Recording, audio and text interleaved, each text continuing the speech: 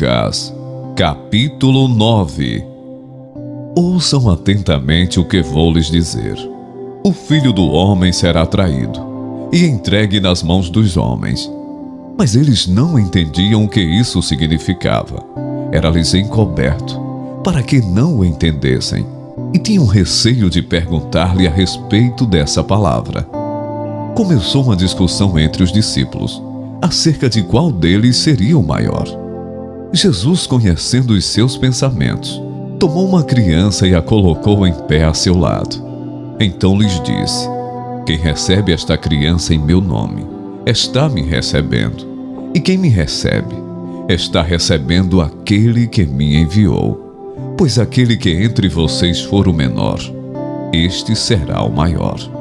Disse João: Mestre, vimos um homem expulsando demônios em teu nome, e procuramos impedi-lo, porque ele não era um dos nossos. Não o impeçam, disse Jesus, pois quem não é contra vocês, é a favor de vocês. Aproximando-se o tempo em que seria elevado ao céu, Jesus partiu resolutamente em direção a Jerusalém e enviou mensageiros à sua frente. Indo estes, entraram no povoado samaritano para lhe fazer os preparativos. Mas o povo dali não o recebeu, porque se notava em seu semblante que ele ia para Jerusalém. Ao verem isso, os discípulos Tiago e João perguntaram: Senhor, queres que façamos cair fogo do céu para destruí-los? Mas Jesus, voltando-se, os repreendeu, dizendo: vocês não sabem de que espécie de espírito são, pois o Filho do Homem não veio para destruir a vida dos homens, mas para salvá-los. E foram para outro povoado. Quando andavam pelo caminho, um homem lhe disse: eu te seguirei por onde quer que fores. Jesus respondeu: as raposas têm suas tocas, e as aves do céu têm seus ninhos, mas o Filho do Homem não tem onde repousar a cabeça. A outro disse: siga-me. Mas o homem respondeu: Senhor, deixe-me ir primeiro sepultar meu pai. Jesus lhe disse: deixe que os mortos sepultem os seus próprios mortos. Você, porém, vá e proclame o reino de Deus.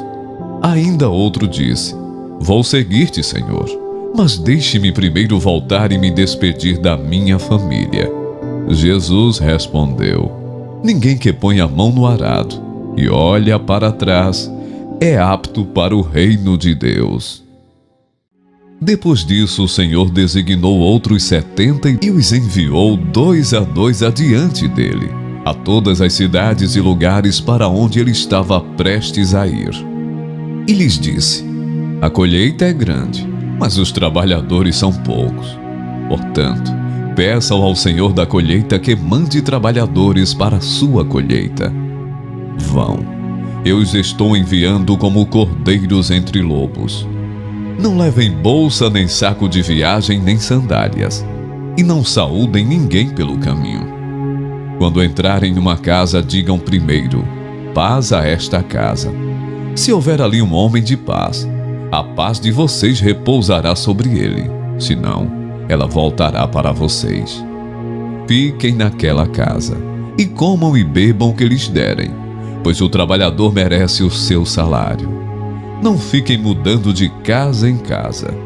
Quando entrarem numa cidade e forem bem recebidos, comam o que for posto diante de vocês. Curem os doentes que ali houver e digam-lhes: o reino de Deus está próximo de vocês. Mas quando entrarem numa cidade e não forem bem recebidos, saiam por suas ruas e digam: até o pó da sua cidade, que se apegou aos nossos pés, sacudimos contra vocês. Fiquem certos disto: o reino de Deus está próximo. Eu lhes digo, naquele dia haverá mais tolerância para Sodoma do que para aquela cidade. Ai de você, Corazim! Ai de você, Betsaida! Porque se os milagres que foram realizados entre vocês o fossem em Tiro e Sidom, há muito tempo elas se teriam arrependido, vestindo roupas de saco e cobrindo-se de cinzas. Mas no juízo haverá menor rigor para Tiro e Sidom do que para vocês. E você, Cafarnaum, será elevado até o céu? Não, você descerá até ao Hades. Aquele que lhes dá ouvidos, está me dando ouvidos. Aquele que os rejeita, está me rejeitando. Mas aquele que me rejeita, está rejeitando aquele que me enviou. Os 70 voltaram alegres e disseram: Senhor, até os demônios se submetem a nós em teu nome. Ele respondeu: Eu vi Satanás caindo do céu como relâmpago.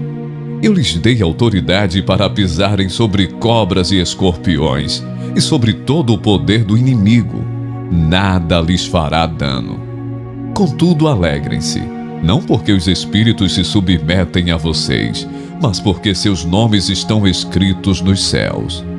Naquela hora, Jesus, exultando no Espírito Santo, disse: Eu te louvo, Pai, Senhor do céu e da terra, porque escondeste estas coisas dos sábios e cultos e as revelaste aos pequeninos.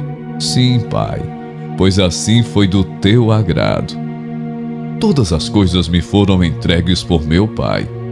Ninguém sabe quem é o Filho, a não ser o Pai, e ninguém sabe quem é o Pai, a não ser o Filho, e aqueles a quem o Filho quiser revelar. Então ele se voltou para os seus discípulos e lhes disse em particular: Felizes são os olhos que veem o que vocês veem.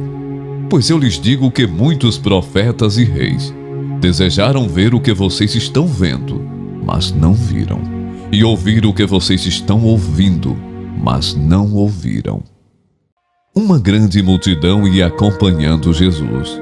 Este, voltando-se para ela, disse: Se alguém vem a mim e ama o seu pai, sua mãe, sua mulher, seus filhos, seus irmãos e irmãs, e até sua própria vida mais do que a mim, não pode ser meu discípulo. E aquele que não carrega sua cruz e não me segue, não pode ser meu discípulo. Qual de vocês, se quiser construir uma torre, primeiro não se assenta e calcula o preço, para ver se tem dinheiro suficiente para completá-la? Pois se lançar o alicerce e não for capaz de terminá-la, todos os que a virem rirão dele, dizendo: Este homem começou a construir e não foi capaz de terminar. Ou, qual é o rei que, pretendendo sair à guerra contra outro rei, primeiro não se assenta e pensa se com 10.000 homens é capaz de enfrentar aquele que vem contra ele com 20.000? Se não for capaz, enviará uma delegação, enquanto o outro ainda está longe, e pedirá um acordo de paz. Da mesma forma, qualquer de vocês que não renunciar a tudo o que possui, não pode ser meu discípulo.